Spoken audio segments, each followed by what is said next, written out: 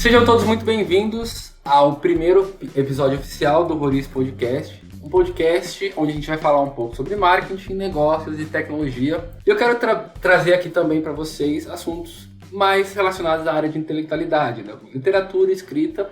Eu quero ver junto com vocês aqui se de fato esses dois universos vão se unir, porque são dois universos que eu tenho muito interesse hoje em dia. Eu vou trazer histórias e aprendizados aqui que vão rasgar as misérias do nosso peito, dar oxigênio a todas as nossas ideias e fazer eu e você mais inteligentes ao final desse bate-papo. Hoje eu estou falando aqui com o Will Binder. Ele é fundador do Awebik, um portal de conteúdos virais com mais de 350 milhões de visitas, que foi vendido em 2020. Ele também é cofundador e CMO do MedClass, que é uma plataforma que prepara melhor os médicos para o mercado de trabalho. Em pouco mais de um ano, eles já atingiram uma marca de 1.000 alunos. E hoje em dia ele também é dono do Conteúdo.org, uma plataforma onde ensina a criar, distribuir e monetizar conteúdo. Além disso, ele é consultor de tráfego e audiência para uma série de empresas que eu não posso falar o nome. E eu tenho certeza que se eu falasse, você conheceria essas empresas. Um relato pessoal. O Will é um dos meus principais mentores quando o assunto é trabalhar na internet. Ele está dentro da minha assembleia de vozes e é uma das pessoas que eu mais dou atenção quando me aconselha ou quando me dá alguma sugestão. Ele é o cara nesse assunto. Para mim é uma honra ter ele aqui como primeiro convidado oficial. Primeiro porque o episódio anterior foi um piloto junto com o Iago. E ainda não conversamos, mas eu sei que sairá ouro dessa conversa. Quando o Will fala, é foda. Não tem como sair daqui e ficar pensando no que ele fala por horas e horas a fio. Eu separei algumas perguntas quentíssimas aqui pra gente extrair o máximo que pudermos dele. Beleza?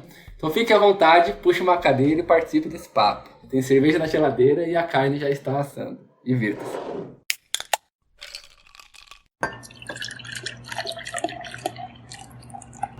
Bom, primeiramente, Will, muito obrigado por ter participado aqui desse podcast, do primeiro episódio oficial. Para mim é uma honra ter você aqui junto comigo, uma referência, como eu disse inicialmente. E eu vou começar com a primeira pergunta, que geralmente é a pergunta mais perguntada. Eu tenho certeza que vai ser muito interessante. Quando essa história de criar e caçar conteúdo na internet começou? E qual que é o fio da meada dessa história pra gente chegar até o momento que a gente está hoje em dia? Cara, se eu puxar da memória mesmo, se eu for longe, eu não lembro de ter falado isso em outro lugar, inclusive, porque eu não tinha chegado tão longe na minha memória. Mas, recentemente, eu caí na real que a primeira vez que eu comecei a criar conteúdo foi fazendo um site de cultura pop. Na verdade, não era fazer um site de cultura pop. Eu aprendi PHP no ensino médio e eu fiquei maluco. Eu falei, caralho, eu preciso fazer alguma coisa com isso. Eu sabia ali PHP, HTML, CSS, essas coisas básicas. Nada demais. E aí, o que eu pensei em fazer? Eu vou pegar todas as séries que eu assisto e eu vou criar um site, um sisteminha, como se fosse um IMDb da vida, para registrar qual episódio de qual série eu tava assistindo. Tipo, eu assistia muita série. Eu nem lembro a quantidade exata, mas era bastante. E foi a primeira vez que eu comecei a criar conteúdo, porque aí eu acrescentava no site, além do episódio, eu colocava a sinopse do episódio. Tipo, eu copiava de outro site, né? Não escrevia.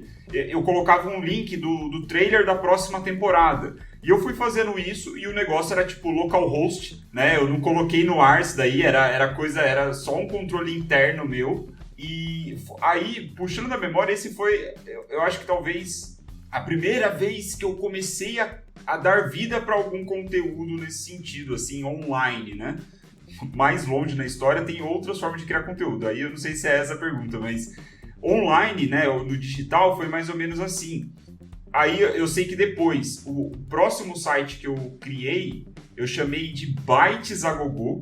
Olha que, tipo, nome ridículo, eu sou péssimo pelo nome, né? Fui melhorando com o tempo, eu acho. Mas chamava Bytes a Gogô, e a ideia era copiar o Judão. Eu não sei se você conhece o Judão. É um site de cultura pop, eu nem sei se ainda existe, bem antigo. E eu adorava o Judão, porque tipo, ele tinha uma linguagem muito diferente de sites, sei lá, tipo, eu nem sei se tinha Omelete na época, mas eu acho que ele é mais antigo que o Omelete, enfim. O Borbs, né, que era o cara lá, o administrador, e o Morphs também, eles escreviam de uma forma, tipo, diferente. Sei lá, parecia que eu tava conversando com eles. E aí eu queria copiar aquele site, essa era a real. Aí eu comecei a tentar criar conteúdo também de cultura pop. Então começou daí, cara, de uma vontade, assim, de, em primeiro lugar, de documentar, registrar as séries que eu assistia, e depois uma vontade de ter pra mim algo que eu via em outras pessoas, sabe? Assim, não sei se eu posso chamar de inveja, mas eu via o Judão, por exemplo, eu falava, caramba, eu queria ter um Judão. E aí eu comecei a encontrar meios de ter o meu Judão, de realmente copiar, assim, sabe? Como se fosse um Ctrl-C, Ctrl-V. Só que quando você faz esse processo de cópia, você não consegue replicar exatamente o que é a parada, né? Você começa a colocar a sua personalidade naquele negócio. E quando você não tem tanto conhecimento técnico, como eu não tinha na época, fica uma merda. Eu não sabia escrever, eu mal sabia colocar um site no ar, então você faz um Frankenstein, né? Mas é seu, né? E tá tudo bem, né? A partir do momento que você entende o processo. Eu não entendia na época, hoje eu vejo com mais clareza, né? Claro. Mas foi assim que começou. E desde então, eu sempre tive essa vontade de criar coisas. Eu acho que vem um pouco do meu pai, do meu avô, eles sempre foram muito... Eu sempre vi eles muito inventivos, assim, nas coisas, só que em coisas analógicas, né? No mundo físico. Meu avô, por exemplo, era mecânico. Meu pai, ele começou a carreira dele na Embraer também na ferramentaria, se eu não me engano. Que é assim que fala, coisas muito mecânicas, muito físicas, só que eles sempre tiveram a personalidade de mexer nas coisas, sabe? Criar coisas assim. Meu avô desmontava motor de carro, sabe? Umas coisas desse tipo. Eu nunca tive essa pegada no mundo físico, mas no mundo digital, no mundo mais abstrato, sempre me atraiu. Então eu acho que essa vontade de criar coisas, de dar vida às coisas, como eu vejo um pouco assim no meu pai, no meu avô, eu via, eu acho que eu acabei direcionando para o digital, que era onde eu me sentia mais à vontade, de repente, eu acho que eu tinha mais controle sobre as coisas, né? E foi indo assim, cara, foi aí de criando de um site em outro, eu fui passando esses anos todos.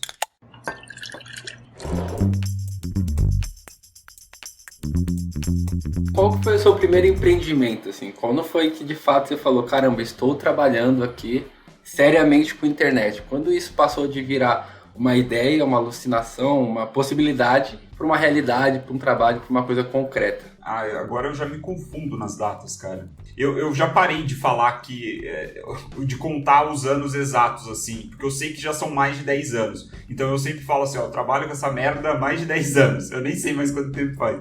Mas eu acho que foi 2008 ou 2009, quando eu criei um site, foi a primeira vez, antes, né, esse Bytes a Gogo aí que eu falei, essas merdas que eu fazia, era tipo tudo for fun, sabe? Era fogo mesmo, assim, de quero fazer alguma coisa.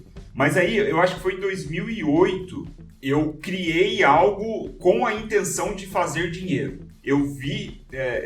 Cara, essa história é muito louca, velho. Porque, na época, era o que a gente fala, assim, que a internet era tudo mato, né? Aquela brincadeira de que existiam blogueiros que ganhavam dinheiro pela internet, né? Era esse o grande burburinho da época, assim. Tinha a tal da blogosfera, né? Umas porra desse tipo. E eu lembro, cara, que eu caí no blog do Rafael Slonick. Depois de muito tempo, eu fui conhecer ele pessoalmente, depois de, mais de 10 anos. E aí tá a história muito louca. Mas na época, aí, 2008 e tal, ele era um dos caras que criava conteúdo sobre essa atividade de blogs, sobre monetização de blogs. E eu lembro certinho de ter, sei lá como eu caí num blog dele, e ele mostrando o quanto ele estava recebendo com o AdSense, com os anúncios do Google. Eu falei, porra, eu já sei mais ou menos fazer um site, né? Porque eu já tive essas experiências frustradas aí de for fun. Eu falei, eu acho que eu consigo fazer algo do tipo, né? Vou tentar. E aí foi, eu acho que 2008, 2009, 2007 talvez tenha sido o ano que eu comecei a ver isso. Eu acho que foi quando eu lia as postagens que ele fazia. E aí eu falei, cara, vou fazer essa merda. Aí eu coloquei um site no ar e qual era a intenção, né? O que a gente fazia? A gente criava conteúdo sobre assuntos do momento, né? O que o Ícaro chama de timing posts. né? Na época a gente falava muito de hype, né? Que eram os hypes, assim, o que estava bombando, né? Tipo, o coronavírus. Aí eu ia lá e escrevia sobre o coronavírus, né? Aí eu usava técnicas de SEO para ranquear na primeira página do Google, preferencialmente no primeiro lugar. E eu comecei fazendo isso, né? E na época você até conseguia certo resultado com velocidade, né? Porque, como eu disse, era tudo mato. Então, tipo, SEO tava engatinhando ainda. Era 2008, 2009, como eu tô falando, sei lá. Então a gente conseguia um certo resultado, especialmente para termos assim que começaram a ser muito buscados por se tornar um assunto do momento. Por exemplo, olha pra você ver que merda, né? Eu já ganhei dinheiro falando sobre o acidente que o Felipe Massa sofreu na Fórmula 1. Eu não sei se você lembra disso, mas ele teve uma das corridas lá que ele tava participando, que bateu no capacete dele e ele ficou em coma, sei lá, deu uma merda, foi uma tragédia o negócio. Eu escrevi sobre essa merda e eu fiquei em primeiro lugar, fiquei na frente do Globo Esporte. E isso explodiu o tráfego no site, né? Então era essas bostas que a gente fazia, assim, a gente caçava, ficava ligado nos assuntos do momento o dia inteiro e escrevia sobre essas coisas, né? Então, com a intenção de ranquear na primeira página do Google, aí, preferencialmente no primeiro lugar. As pessoas entravam no meu site, aí o que eu queria, né? Como eu gosto de falar, o que eu queria? Que eles entrassem no meu site, clicassem nos anúncios que tava lá do Google e fossem embora, e ótimo, eu tava feliz, dinheiro na minha conta, maravilha. Só que isso não é um modelo de negócio sustentável, né? Daí a gente vê o porquê que não deu certo no longo prazo. Esse site era o Arabic ou ainda não tinha chegado esse momento? Esse eu chamei de Hypesetera. Sempre nome tosco, muito tosco, né? Você vê que eu sou bom em fazer nome tosco. Não, esse era Hypesetera porque justamente pelos hypes, né? Aí eu criei ele e aí com o tempo eu vi a oportunidade de fazer outros sites, só que nichados. Então eu falaria só sobre, cinema, né, cultura pop, assim. Porque o Hypesetera era tipo tudo mesmo. Aí depois eu fui nichando com outros sites, eu cheguei a gerenciar 20 sites de uma vez. Caramba, e você mesmo que era o produtor de conteúdo desses sites? Sim. Eu cheguei na época eu comecei foi o meu primeiro contato com contratação de freelancers para fazer alguns textos, mas logo eu vi que não era tão sustentável assim, tipo, eu não entendia direito o que eu estava fazendo, essa era bem a verdade. Então eu não conseguia delegar muito bem a produção de conteúdo, sabe? Os textos que eu fazia eram muito melhores, davam muito mais resultado, então eu preferi ficar com isso naquela época. Certo. E como foi então o salto desse ponto pro Arabic? Pro seu primeiro negócio mais concreto, mais real? Então, cara, essa experiência aí, tipo, eu comecei, sei lá, em 2008, 2009. 2009, vamos cravar a data que eu comecei a ganhar dinheiro de verdade, a ponto de me sustentar em Itajubá, né? Quando eu já estava fazendo, eu entrei na faculdade em 2008. Em 2009, então, eu já estava me sustentando. Eu não recebia mais dinheiro dos meus pais, assim, tipo, eu falei, pai, tá tranquilo. E o que era lindo, né? O Google AdSense, ele pagava em dólar. Então, você tinha uma arbitragem no câmbio muito grande, assim, tipo, na qualidade de vida, cara, foi lindo, assim, minha faculdade, né? E a faculdade pública, então, eu só mantinha minhas despesas e sobrava uma boa de uma grana.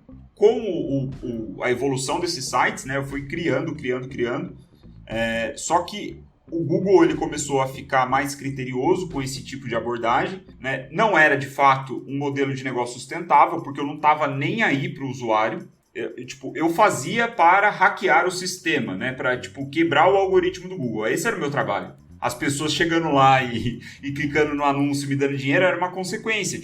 Só que é coisa de moleque, de adolescente. Eu nem sabia o que eu estava fazendo, eu estava preocupado em ganhar dinheiro. E muito bem, aí até o ponto que o Google falou, beleza, vamos acabar com esses filha da puta fazendo merda, né? Vamos começar a ser mais criterioso aqui no algoritmo e no fim das contas quebrou todos os meus sites. Não foi do dia pra noite, mas eu fui tomando cortes assim, sentindo na carne, né? Aí, cara, foi em 2012, eu já tava sem nenhum site, já tinha secado todas as minhas fontes. eu tava indo já do meio pro fim da faculdade, né, de administração lá na Unifei. Eu mudei de curso no meio do negócio todo. E aí eu peguei e fui focar só na faculdade. Eu falei, beleza, vou ficar de boa aqui, já deu esse site, eu tinha feito eu tinha uma reserva de grana. Com o tempo eu voltei a precisar da ajuda dos meus pais de fato, porque tinha secado, né? E, puta, adolescente você gasta pra caralho, não tinha... Nossa, que zona que foi. Mas, aí, cara, como eu morava em Itajubá, né, que você bem conhece, e num dos trabalhos da faculdade, a professora lá linkou a nossa disciplina com startups e com empresas da região. E aí, nisso, eu vi a oportunidade de me conectar com o Conrado Navarro, do Dinheirama, porque ele era de Itajubá, ele estava participando desse programa aí, desse negócio com a faculdade lá, não lembro exatamente o que era alguma coisa dessas disciplinas aí que a galera inventa. E aí eu sei que, no fim das contas, o meu grupo fez o trabalho baseado no Dinheirama, lá entrevistou eles, alguma coisa assim. Aí eu peguei, dei uma de louco e mandei um e-mail para ele e pro Ricardo. Falei, cara, participei aí da entrevista com vocês aí, participei do trabalho, eu queria saber se vocês não estão precisando de um estagiário. Aí eles me chamaram para conversar, no fim das contas eu virei estagiário do Conrado e do Ricardo. Isso foi final de 2012, eu acho que foi tipo setembro, assim, outubro, alguma coisa desse tipo. E aí eu fiquei lá, cara, eu fiquei trampando lá, que foi muito bom pra mim, porque eu vi, o Dinheirama era uma empresa, o Dinheirama era uma coisa séria. Os sites, os blogs que eu fazia antes, putz, era totalmente amador, totalmente ridículo, né? Então ali eu consegui ter uma visão mais profissional da criação de conteúdo online, né? E eu vi, porra, na época, eu não sei se ainda tem, mas o Dinheirama, ele tinha uma lojinha, né? Eu, como estagiário, eu era o cara que entregava os livros no correio. E eu achava aquilo fantástico. Falei, caralho, que da hora, né? Eles criam um conteúdo tão bom que as pessoas se dão um trabalho, né, de comprar um livro. E isso era lá em 2012, sei lá, do final de 2012.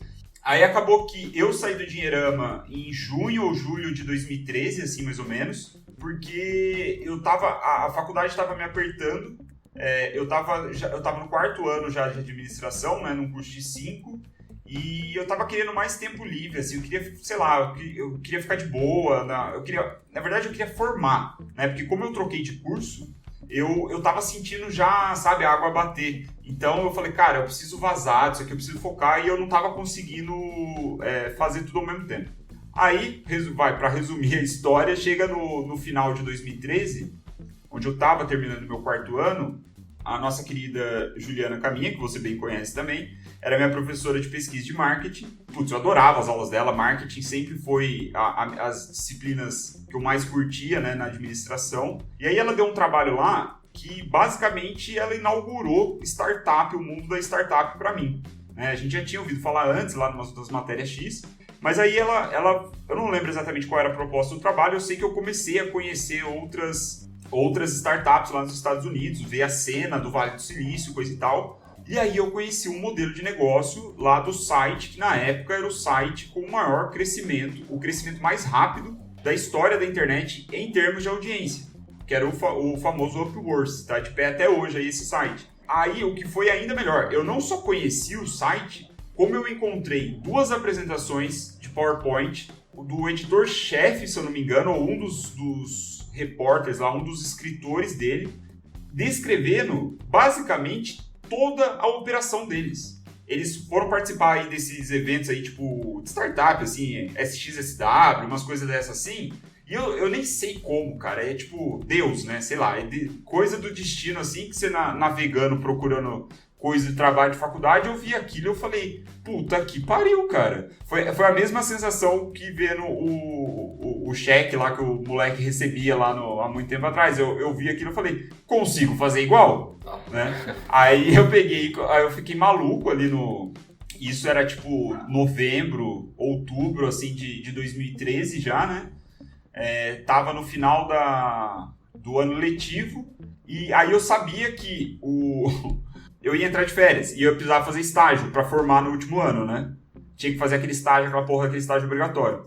Aí eu peguei, falei, beleza, acabou que eu não usei isso no meu trabalho lá, mas isso ficou grudado na minha cabeça. Tipo, eu não conseguia pensar em outra coisa, tá ligado? Eu fiquei realmente obcecado pelo modelo de negócio e pela oportunidade que estava na minha frente. Porque o que os caras faziam? Eles criavam conteúdo e eu sabia o que estava por trás da criação de conteúdo, porque eu via a apresentação, tipo, eu via as pesquisas do New York Times que os caras usaram pra montar o modelo de negócios dele, tá ligado? Tipo, tava tudo lá, cara. E aí eu vi essa oportunidade e não conseguia pensar em outra coisa. Eu já tive essa experiência com blogs, com sites, com tudo mais. Então, eu conseguia botar um WordPress no ar num piscar de olhos. E aí, cara, eu peguei e nas minhas férias eu tava procurando estágio.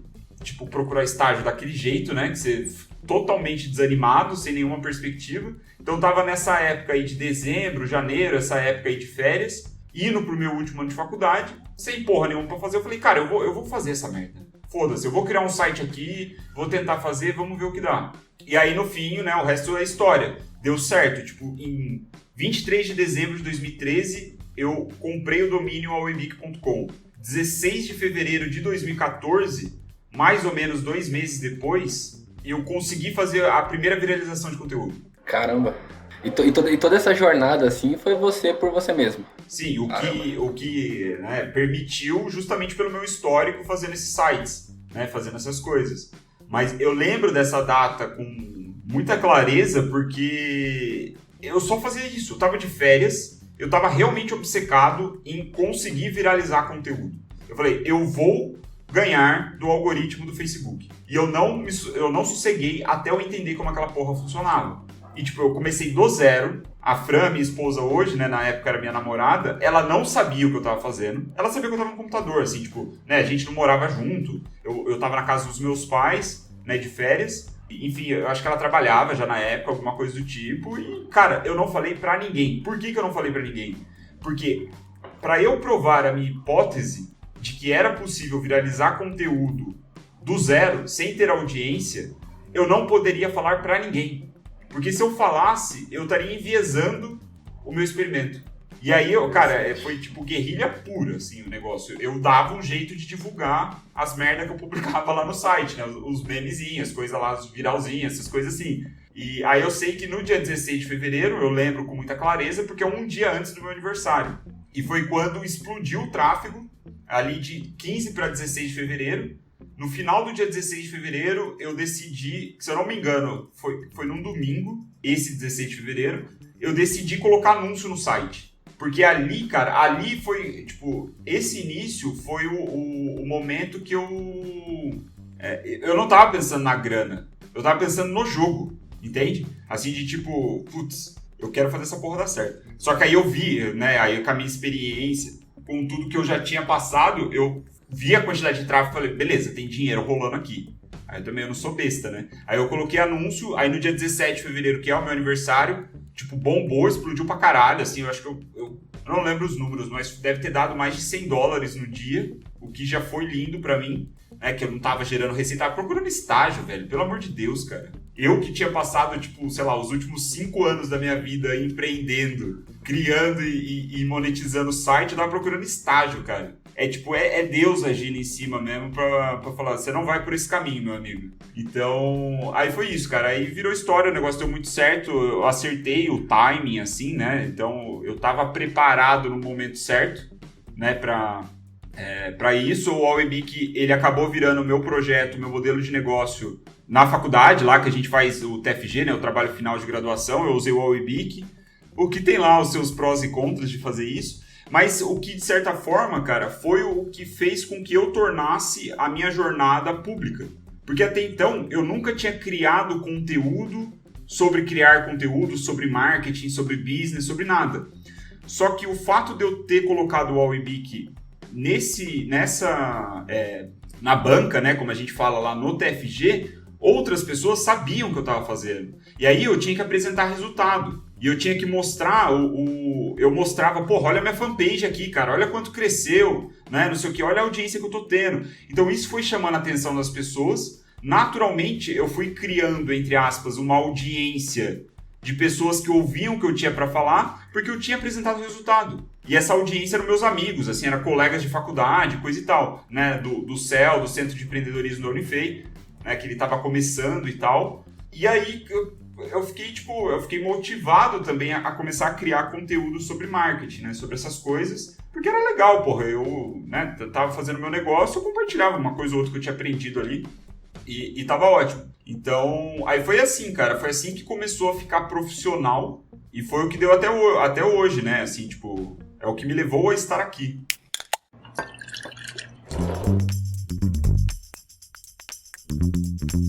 Depois que a Webik começou, ele deslanchou, começou a ter bastante visualização. Quais foram os aprendizados, assim, e como foi esse processo de maturação até o processo de venda que aconteceu agora em 2020? Você começou de uma forma, né, pensando nesse modelo que saiu da faculdade e tal, orientado esse modelo que você conheceu nessa pesquisa da professora Juliana, mas eu acredito que durante o processo, assim, durante o desenvolvimento, assim, do modelo de negócios, algumas questões talvez específicas do mercado brasileiro ou algumas coisas específicas do que você mesmo queria fazer para o seu negócio foram ajustando as pontas ali, fechando alguns detalhes do que o Webik foi se tornando durante o processo, né? Como foi esse fechamento assim, dos contornos e como foi até o final do ciclo da Webik? Talvez aí o elemento principal nessa receita toda aí, nesse histórico todo, foi o próprio Facebook. Eu comecei com o Facebook muito propício a você, de fato, viralizar conteúdo na plataforma. O modelo de negócio ele foi se transformando a partir do momento que o Facebook ele começou a limitar isso. E aqui foi um dos grandes aprendizados, né, que eu tive. O Webik, por muito tempo, ele ficou vulnerável a qualquer mudança que o Facebook fazia. Então, se o Facebook cortava o alcance orgânico, putz, a gente sentia isso na carne. E foi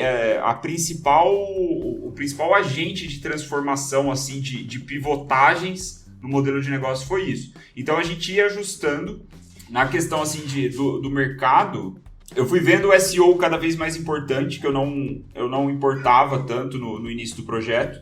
Eu fui lapidando, então, de um modo que eu conseguisse ficar menos vulnerável em termos de fonte de tráfego, né? Então, ali mais ou menos em 2015, 2016 principalmente, a gente começou a investir mais no tráfego orgânico de SEO. Até o ponto que a gente chegou a ter 1 milhão de visitas vindas do Google organicamente todos os meses. E, cara, isso é lindo para um negócio. É lindo, porque te dá uma previsibilidade maior. É claro que tem as mudanças de algoritmo do Google, só que com o Webik eu já estava calejado. Eu sabia o que eu não podia fazer para sofrer o que eu sofri de novo lá atrás. Aí, assim, o nosso grande desafio, portanto, foi sim o tráfego, mas foi principalmente a monetização desse tráfego. Porque a nossa monetização ela era muito barata, né? A gente estava na guerra de centavos, que ganhava-se no volume. Então, quando foi essa transição que a gente fez para o Google, eu comecei a operar mais como afiliado, comecei a investir mais em anúncios e direcionar um tráfego mais específico para algumas páginas. Né, eu comecei a ser mais estratégico no que eu estava fazendo. Então, se você pegar até o gráfico do Webik, que eu costumo mostrar, né, o histórico, você vê nitidamente o corte de audiência, assim, a queda. Só que, claro, parte tem sim a ver com essa mudança do Facebook, esses cortes de alcance. Só que a outra parte foi a nossa adaptação a esse corte, né, a pivotar e a ponto de falar, beleza, eu não quero tanto tráfego assim, eu não preciso. Aí a gente começou a monetizar de outras formas, né, como afiliado, vendendo produtos, infoprodutos, com publicidade, também com conteúdo patrocinado, também nos ajudou bastante. Foi assim, o site começou no final de 2013, foi ali para 2017, para 2018, assim, mais ou menos, que eu comecei a ver o quanto eu tinha errado no início por não ter criado uma propriedade, né? Ou melhor, ter criado ativos digitais que fossem do Webik de fato. Hoje, o que a gente tem de ativos digitais? O que são ativos digitais? São seguidores no Instagram, no Facebook, as fanpages? Não são, cara. Não são. A gente tá, isso aí é fato, né? Quando a gente tá na rede social, a gente tá em terreno alugado, né? Mesmo. Porque o Facebook, ele faz o que ele quiser com aquilo ali. Eu deveria ter investido muito mais em e-mail marketing, porque eu acho que encaixava, de certa forma, com o meu público, e eu fui muito negligente nisso daí, e deveria ter investido mais em marca, que eu não fiz. O meu maior erro com a Webic foi não ter investido em marca mesmo, e na conscientização assim, do que era o Webic, eu ter aparecido mais, né? Eu era praticamente invisível no Webic, assim, as pessoas da equipe também, assim, os redatores apareciam um pouco mais, que a gente tinha uma equipe, né, de freelas que escreviam, e eu fazia questão de promover a imagem deles, porque eles conseguiam gerar negócios para eles e tudo mais, isso sempre foi muito produtivo, mas eu fui perceber isso só no final ali de 2017, 2018, eu comecei a ver a importância de ter feito isso. Só que aí, cara, era um desafio muito grande, né? Eu já tava no jogo, comecei em 2013, então, porra, 5 anos, sei lá, 4 anos, eu já tava ficando um pouco cansado, sabe, do jogo, assim, da mídia, e eu já tava me preparando para vender o site. Tipo, psicologicamente, assim, emocionalmente, eu já tava me preparando para vender, e assim, eu nunca fiquei procurando, né, compradores, mas sempre que alguém jogava um verde, eu ouvia. Eu falava, beleza, então não sei o que.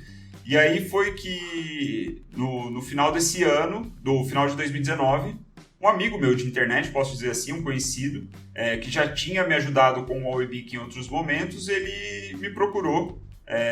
A gente já estava com alguns projetos no Webic ainda rolando de novo, né? Ele reativou alguns projetos lá de monetização que a gente estava fazendo. Aí ele me procurou, a gente começou a conversar e foi relativamente rápido, cara. A gente começou a conversar, foi na troca ali, acho que a última semana de 2019. Na última semana de janeiro de 2020, eu já tinha vendido o Webic. Então, foi uma negociação rápida, ele já conhecia o site, eu fiquei tranquilo em passar o bastão para ele, por assim dizer, eu sabia que estava em boas mãos. E foi sussa, cara. Foi sussa, mas assim, o grande aprendizado foi justamente não ter investido tanto em ativos digitais, né, desde o início. Essa foi assim, a maior lição que eu tive da venda do Webic. Por quê? Porque eu poderia ter vendido ele num preço maior se eu tivesse investido nesses ativos há mais tempo, né? Então, é mais ou menos por aí.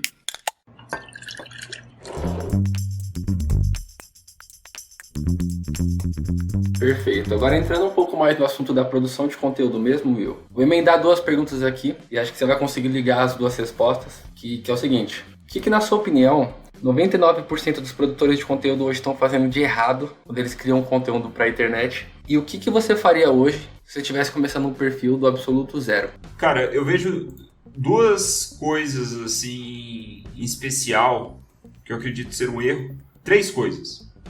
A primeira coisa é falta de consistência. O Steven Pressfield, ele escreve coisas muito interessantes sobre ser escritor ou ser artista ou criar coisas, né?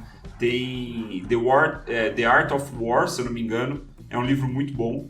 E eu vejo que o criador de conteúdo, ele é meio que como o escritor, né? O redator clássico, só que ele não se deu conta disso. E ele não vê que a criação de conteúdo, ela deve ser encarada como uma profissão, se você se predispor a isso, né? Se você aceitar esse fardo, aceitar que você deve fazer isso, você deve olhar como profissão. Então, você precisa encarar com métodos, com rotinas. Você imagina o redator de Hollywood, que ele tem que escrever um episódio de uma série. E ele tá sem inspiração no dia. Porra, como é que você fica sem inspiração, meu amigo? É o seu trabalho. Então, o criador de conteúdo, falta isso nele. Porque ele vê, dar umas dicas. Eu tenho que dar umas sacadinhas aqui. 5 dicas de qualquer coisa, sabe? Então, é uma visão muito infantil sobre o que é a criação de conteúdo. Não é adulta, não é profissional de forma alguma. Então, essa falta de consistência envolve um pouco isso, porque o cara, ele não se dá o fardo de criar todo dia. É um saco criar todo dia, velho. É difícil pra caralho. Mas aí você vai olhar para os grandes do marketing digital hoje. Eles criam todos os dias. Todos os dias. Eles criam coisa pra cacete, né? Não, os grandes criadores de conteúdo, eles não só entregam um conteúdo bom e de valor, eles são prolíficos. Eles transbordam conteúdo, né? Então, assim, aí o cara, o criador de conteúdo amador aí, né, esse 99% da turma que você levantou, ele olha para isso e ele fala, beleza, eu não tenho essa inspiração toda, eu não sou assim, eu não tenho tanta criatividade. Mas ele não percebe que se colocar na obrigação de fazer esta merda é o que te leva a ser prolífico. Então, assim, esse é o primeiro ponto. O segundo ponto é que esses caras, eles não sabem o que eles estão falando, essa é a verdade. Então, assim, o primeiro ponto, na verdade, é a falta de consistência, né? Vamos dizer assim, a falta de seriedade com a criação de conteúdo. O segundo ponto, eu acho que eu posso dizer que é essa falta de técnica, né? De método, assim, de olhar para o negócio com outros olhos. O que leva para o terceiro ponto no seguinte sentido. O cara, ele vê na criação de conteúdo como um mero jogo de dicas. É fácil fazer esse vídeo. Olha aí o cara, ele ligou a câmera, olha só, tá só falando as dicas dele. É conselhinho aqui. Eu consigo fazer igual, né? O idiota imagina. Só que não é bem assim. Porque pro cara transpor o conteúdo dele com facilidade, ser um bom comunicador, ele já aderiu aquilo ali para dentro dele há muito tempo. Ele já viveu aquilo ali, né? É o famoso walk the talk, né? E aí está esse terceiro problema, então. Eu acho que os criadores de conteúdo, eles não deveriam estar criando conteúdo sobre a maioria das coisas que eles estão falando, porque eles não têm vivência daquilo, sabe? Então, eles estão, por não falarem de algo que eles dominam, eles acabam sendo superficial, como falta técnica, fica mais ridículo ainda, então acaba sendo ignorável, ignorável mesmo, né? Não faz sentido prestar atenção nesse tipo de gente que está criando nesse sentido. Agora, se você começa numa posição de documentar as coisas, que aí eu acho que o Gary Vee, ele fala isso muito bem, eu acho que ele soube perceber, ele soube dar o diagnóstico dessa situação e ele soube prescrever muito bem qual é o remédio para isso, que é a documentação das coisas. O que significa isso? É você falar sobre as coisas que você vive. E aí o que mais tem, né? No nosso meio do marketing digital, tem consultor de marketing digital a cada esquina. Só que justamente esses caras, eles não têm vivência na porra do marketing digital. E aí cara, isso é foda. Porque eles percebem, eles fazem uma leitura errada, superficial sobre as coisas, e eles acham que basta ficar dando essas dicas, justamente por eles não ter vivência. E aí eles evitam o maior benefício que alguém poderia ter criando conteúdo, que é falar sobre a própria realidade. Então, em vez deles falarem o seguinte, olha, eu estou começando agora, eu não sei bolhufas, mas eu estou disposto a aprender. E eu estou querendo aprender com esse e com esse cara. Eu quero fazer isso, isso e mais isso. E aqui no meu perfil, você vai encontrar o que eu descobri no meio disso tudo. Porra, você conta uma história, assim, é muito mais sexy. Aí o que o cara faz? Ele ignora isso porque ele tem que parecer um expert. Ele é um consultor de marketing digital. Peraí, meu amigo, peraí. Não é bem assim. Aí o que ele faz? Ele entra nessa pompa toda e ele vai começar a falar as borrachas que ele não faz a menor ideia do que quer dizer, né? Vai ter um perfil chato pra cacete, vai dar umas dicas toscas e vai ignorar completamente a narrativa interessante que ele poderia criar, que é verdadeira. Então, essa é pra mim, esse é o grande problema, né? Eu acho que, assim, no marketing digital, principalmente, porque essa galera acha que vai fazer dinheiro rápido, mas outros criadores de conteúdo, assim, de outros nichos, eu acho que eles tendem a cometer menos esse erro, porque é mais genuíno. Tipo assim, a menina que fala sobre, sei lá, emagrecimento no Instagram dela. Geralmente foi uma pessoa que emagreceu mesmo. Ela já passou por aquela merda. Ela tem autoridade pra falar, sabe? É justo que ela fale. Mas no marketing digital acontece essa bosta, né? Aí, no caso puxando o gancho, no caso dessas, por exemplo, blogueiras, pessoas que são de outros nichos que não do marketing digital, para essas pessoas falta essa parte de técnica, essa parte de profissionalismo, sabe? de tipo, encarar aquilo e falar, beleza, eu tenho que fazer essa merda todos os dias. Eu acho que é por aí.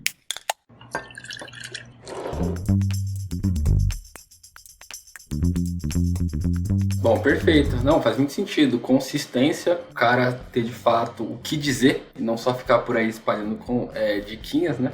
Uhum. E justamente essa autenticidade, né? A narrativa que você tem com a comunicação que você faz com as pessoas. Agora, Will, eu queria entrar no assunto aqui, que eu já vi você falando nos seus stories, que você já falou que já encontrou na referência de histórias de santos muita coisa que hoje muitos gurus e coaches falam e que nessas histórias dos santos já foram ditas há muito tempo atrás. Conta um pouco mais sobre isso, assim. Quais foram esses aprendizados, assim, que você conseguiu buscar na história dos santos, nas histórias que você estuda que você já estudou e que você viu que hoje muitos gurus falam, que muitos coaches falam, mas que você vê que é o assunto que é um pouquinho mais embaixo, que a coisa é um pouquinho mais lá atrás. Assim, eu acho que eles aproveitam conhecimentos, assim, sabedorias milenares muitas vezes, como se fosse deles. Que, de certa forma, tá tudo bem, assim, o cara ele tem que falar as coisas dele mesmo ali e tal, né? Só que, assim, talvez a minha picuinha maior é com as pessoas que consomem essas coisas. Tipo, em vez de você beber da fonte, eu diria 99% das vezes são os santos, né? São os nossos heróis, do que ficar pegando, sabe, esses conselhos regurgitados, mastigados de 2 milênios, né? Falado por esse coach que quer te vender um curso, entende? Então, assim, eu entendo um pouco o lado dele, porque não é sexy você ficar falando de santo no Instagram. Assim, tipo, se a pessoa não estiver predisposta a ouvir, não vai movimentar multidões, né? Então, eu consigo entender esses caras, mas o que eu assim, tenho reparado, né, mais recentemente, onde eu tenho tentado aumentar a minha visão de mundo católica além do Cristo, né? Eu fiquei muito tempo, me considerava ateu, né, desde a minha adolescência até praticamente uns 3 ou 4 anos atrás, e eu perdi muito, assim, a minha maturidade intelectual, se é que eu posso dizer isso, né, nem me acho maduro intelectualmente, mas todos esses últimos anos foi jogado no lixo, assim, dessa cosmovisão católica, né, e recentemente eu tenho tentado satisfazer aí essa falta, buscando nos livros, né, vendo o que os santos falaram. Porque, né, assim como Cristo, eram homens e mulheres de carne e osso. E pessoas dominadas pelo pecado. Aí ao contrário do Cristo, né? Então, cara, quem foram esses caras? Que, assim, tipo, o cara viveu lá em, sei lá, 800 e Guaraná com rolha, no meio da Espanha, no meio da Itália, e a gente fala dele até hoje, né? O que ele fez? Então, no fim das contas, a gente percebe que eles eram heróis. Eram grandes heróis, que faziam milagres, né? E além desse tom mais místico, tem um tom humano, que foi o que eu confesso, foi o que me chamou a atenção nos primeiros momentos. Quem era São Francisco de Assis humano? E ele era um cara que fazia farra na rua com os amigos dele, né? Tipo, era o cara que saía pra beber, fazia festa e tal, não sei o quê. E aí você começa a perceber a jornada de transformação desse cara e ver as qualidades que ele foi desenvolvendo. E assim, tipo, é o que nós, meros mortais, num primeiro momento, podemos nos ver mais próximo do Cristo, é tentar imitar um santo. Vamos falhar miseravelmente, mas a gente tá no processo, né? E assim, e aí, né, nessas qualidades todas, né, nessa jornada toda, quando você conhece a história dos santos e você vê que eles eram heróis, assim, você vê... Cara, o livro lá que eu li, Os Santos que Abalaram o Mundo, todas as histórias você fala, pô, isso aqui é um puta de um filme, velho. É um puta de um filme. E aí você vê as qualidades, as coisas que eles falavam, que reverberam por toda, né, a humanidade nos anos seguintes, assim como o próprio São Francisco de Assis. E aí você vê, cara, esses caras, essas mulheres, eles viram a verdade. E aí essas verdades que soam, assim, tipo, óbvias quando esses gurus falam, foi dito há milhares de anos atrás. Então, tipo, aí você fica bem, porra, beleza, né? Eu prefiro beber da fonte, não do que o coach ali tá me falando. né? Então, essas coisas assim, eu vejo que hoje em dia pode ser, eu posso estar errado, inclusive, né, como muitas coisas, mas me parece que as pessoas têm uma visão completamente equivocada do que foram os santos. Então, você começar a olhar para o lado humano, como eu fiz, assim, primeiro, nem olhar a parte mística. Tipo, quem foi Santo Antão humano? Santo Antão nem é o melhor exemplo, porque o cara, parece que ele nasceu santo, aquele cara. Mas, enfim, você entende? Tipo, eu acho que essa jornada, assim, de você identificar os valores que o cara foi desenvolvendo e o ensinamento que ele percebia, né? A percepção dele de mundo é muito... Cara, enriquece demais a sua vida, assim, tipo, o seu imaginário, né? Até, inclusive, como criador de conteúdo. Cara, perfeito. Profundo pra cacete. Sempre gosto de trazer esses temas assim, porque a gente conhece mais a pessoa também que a gente está conversando, porque a gente vai além ali do assunto profissional em questão, né? Você é um puta profissional na área de marketing e produção de conteúdo, mas eu, por te conhecer há mais tempo, sei que tem um lado de estudos, uma pessoa ali por trás que eu quero trazer também e aproveitar para extrair nesse podcast.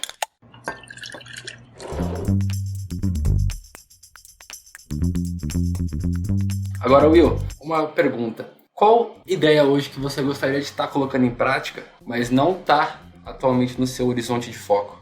É uma boa pergunta, cara. É uma boa pergunta. É curioso, porque no primeiro momento, assim, quando eu entendi o que você quis dizer, me veio coisas de business, né? De negócio, ideias de negócio. E aí eu já comecei a imaginar que, assim, eu tenho o desejo de criar novos publishers, né? Novos canais de comunicação, portais de conteúdo, como era o Awebic. Só que, obviamente, começaria do zero, faria totalmente diferente. Com certeza faria muito melhor. E isso é uma ideia que eu tá aqui no fundo da minha cabeça, não é o momento agora. Eu tenho vontade de fazer isso com o Magic Class, fazer você imagina um portal de conteúdo grande, bom, só que voltado para médicos, né? E montar uma equipe de jornalistas com isso. É uma ideia que eu tenho, tá na minha cabeça. Talvez, assim, de bate-pronto, é a primeira a primeira e única que eu vejo que eu não estou executando profissionalmente. Todas as outras eu tô mais para parar de dar atenção para ideias do que trazer ideias novas. Isso profissionalmente. Mas aí, pensando pessoalmente, cara, eu tô bem satisfeito, assim, com os rumos, assim, que eu não tô fazendo. Uma coisa que eu queria fazer mais é esporte. É fazer outros esportes que fogem da musculação. Eu queria ser mais sério com a musculação, tipo, ser mais atleta, por assim dizer.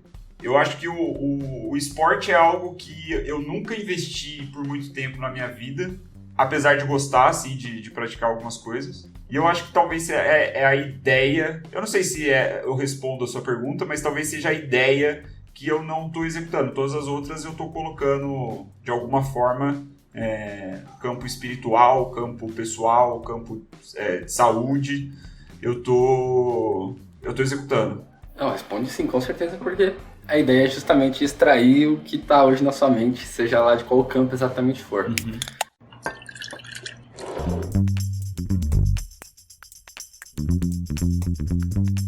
Agora, Will, pra gente fechar, uma pergunta que eu não sei se você já tem pensado sobre, mas é uma pergunta que as pessoas sempre fazem pra gente, né? O que você espera aí pros próximos 5, 10 anos pra sua vida? Tanto profissional quanto pessoal, assim. O que você tem visado? Cara, daqui 5 anos, profissionalmente, eu vejo o Magic Class, assim, como a maior referência médica no Brasil, em termos de estudo.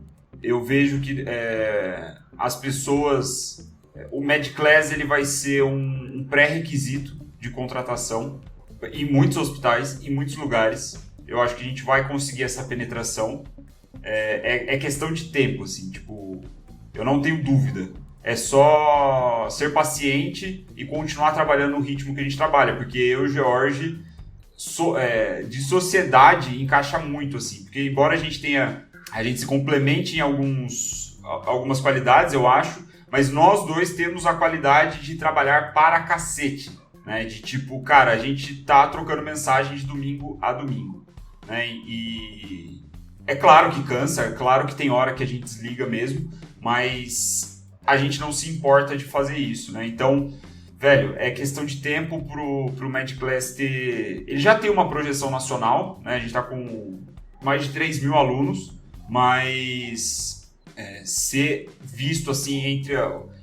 O que eu tô querendo dizer é que a gente vai conquistar lugar entre os cabeçudos do mercado, sabe? Entre os cabeça branca. A gente vai conquistar esses lugares, né? Entre os tomadores de decisão. A gente está já entrando nos estudantes, na ralé, né? Nos menos poderosos, os que têm menos poder. Mas eu vejo isso, de 5 anos é isso, né? Profissionalmente, principalmente Magic Class, eu tenho a minha próxima meta com o Creators Lab, né? Que é o meu treinamento, é atingir 1.000 alunos. Eu quero fazer isso nos próximos anos. Eu acho que em 1 ano eu consigo chegar nessa meta.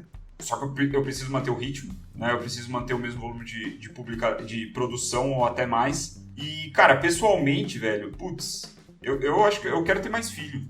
É isso. É continuar indo na missa, viver a minha vidinha mesmo. Eu não tenho muitas... sabe uma coisa engraçada? Eu tenho falado pra Fran que o meu sonho de consumo é uma foto. Tipo, é uma foto da nossa família com um monte de criança. Tipo, eu não tenho desejo de ter carro, sabe? Tipo, casa, legal, seria ter uma casa assim, mas também foda-se, não caguei. Agora, tipo, quando eu penso na ideia da foto, manja, tipo, eu tô com uma criança no colo, a Fran tá com uma outra criança no colo, e a Helena, que é a nossa filha, né, a única filha que a gente tem, a mais velha, obviamente, tá com outra criança no colo. Puta que pariu, essa foto do cacete. Cara, perfeito, viu? Novamente, cara, muito obrigado por ter sido esse primeiro entrevistado, esse primeiro cara com quem eu tenho batido um papo aqui. Pra mim é uma honra, novamente conhecendo muito mais coisas sobre você do que de fato sobre marketing digital, sobre conteúdo. Admiração sempre crescendo. Obrigado por toda a ajuda. Com certeza, quem tá ouvindo agora esse podcast chegou até esse final. Um dos caras que mais me influenciou para começar a produzir esse conteúdo. Esse cara aí que a gente tá batendo, que vocês ouviram toda essa história, todo esse conhecimento. E eu quero trazer mais gente aqui desse calibre, desse porte, pra gente poder enriquecer. E como eu disse no início, sair no final desse podcast mais inteligente, com as ideias oxigenadas e quebrando todas as misérias que tem dentro da gente pra gente colocar nossa vida num eixo, numa posição de maior felicidade. Beleza? Então, muito obrigado, Will, e até breve.